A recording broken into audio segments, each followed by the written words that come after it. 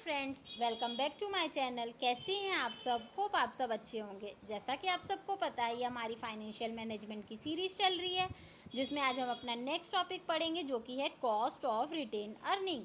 अब retain earning का कैसे कॉस्ट कैलकुलेट करते हैं। Ordinarily, the company does not distribute all the profit in the form of cash dividend, but distribute only a part of net profit and the rest is reinvested in business. Company को जितना profit होता है वो as a dividend पूरा distribute नहीं कर देती है, वो प्रॉफिट का कुछ पार्ट डिस्ट्रीब्यूट करती है और बाकी बचे हुए पार्ट को री इन्वेस्ट कर देती है बिजनेस में। So year after year, company saves sufficient fund and company does not have to pay any cash for these fund, but this does not mean that they are free or without cost. इसीलिए सालों के साल company के पास बहुत सारा पैसा इकट्ठा हो जाता है, ठीक है, कैश के रूप में, जिसके लिए कंपनी को किसी भी तरीके का पेमेंट नहीं करना होता है। लेकिन इसका मतलब ये नहीं होता है कि वो क्या होते हैं, फ्री ऑफ कॉस्ट के होते हैं, ठीक है।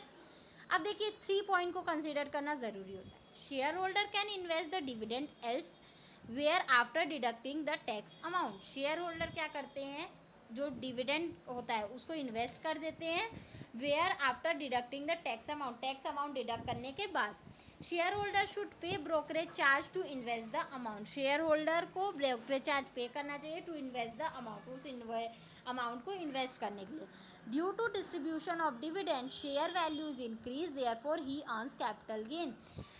डिविडेंड डिस्ट्रीब्यूट करने से जो शेयर वैल्यू हो जाती है वो इंक्रीज हो जाती है, इसीलिए वो कैपिटल गेन अर्न करते हैं। तो अब ये जो अर्निंग होती है उनको कॉस्ट कैसे निकालेंगे। Calculation of cost of retained earning को निकालने का मेथड है आपका KR, यानी cost of retained earning is equal to D1 minus T1 bracket में 1 minus B upon MP 1 minus TC into 100, ठीक है। तो ये आपका फॉर्मूला होता है। अब जहाँ पे KR का मतलब होता है cost of retained earning, D का मतलब है dividend which would be distributed as an alternate to retained earning, ठीक है, डिविडेंड जो कि बांटा जाता है।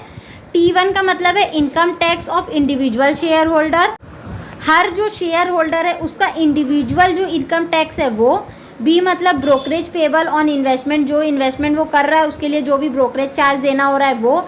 TC का मतलब है कैपिटल गेन टैक्स, जितना भी कैपिटल गेन हो रहा है उसका टैक्स। MP का मतलब है मार्केट प्राइस पर शेयर का मार्केट प्राइस क्या है वो। तो अगर हम लोग को कॉस्ट ऑफ रिटेन अर्निंग निकालनी होती है तो उसके लिए ये फॉर्मूला होता है और इस फॉर्मूले का सारा मतलब यहाँ दिया हुआ है। If shareholder does not need to pay tax then, अगर मान लीजिए शेयर होल्डर टैक्स पे कर रहे हैं तब तो उसके लिए हमारा ये फॉर्मूला है, इस फॉर्मूले से हम लोग रिटेन अर्निंग कैलकुलेट करेंगे। लेकिन मान लीजिए शेयर होल्डर टैक्स पे नहीं कर रहे हैं, तब कौन सा फॉर्मूला लगेगा, D ब्रैकेट में 1 minus B upon MP into 100, ठीक है।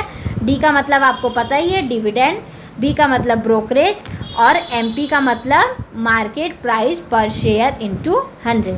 अगर शेयर होल्डर टैक्स पे नहीं करते हैं तो उसके लिए आपका ये फॉर्मूला लगेगा, अगर शेयर होल्डर टैक्स पे कर रहे हैं तो उसके लिए आपका ये फॉर्मूला लगेगा। ये चैप्टर और ये टॉपिक हमारा यहीं पे ख़त्म होता है। होप आपको ये टॉपिक समझ में आया होगा। फिर भी किसी को कहीं कोई भी प्रॉब्लम हो तो आप मुझे कमेंट सेक्शन में कमेंट करके पूछ सकते हो। Thank you so much. Please like, subscribe and share my channel. किसी को इस सब्जेक्ट या किसी भी सब्जेक्ट के नोट्स परचेज करने हो तो वो मेरा डिस्क्रिप्शन बॉक्स चेक कर सकता है। Thank you.